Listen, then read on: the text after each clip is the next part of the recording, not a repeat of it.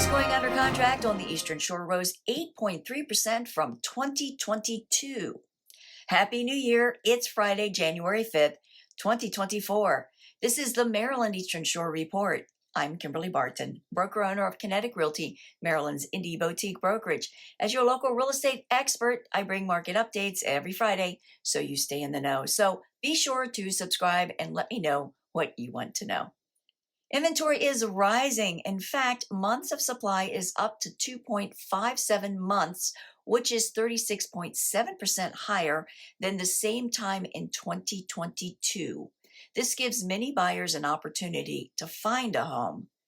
There are 1,317 homes for sale on the shore, reflecting another slight drop.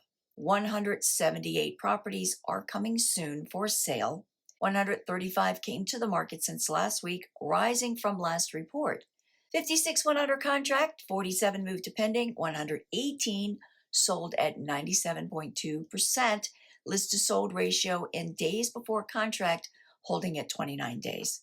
The highest priced home to sell over the past week was in Chesapeake City for $8,940,000.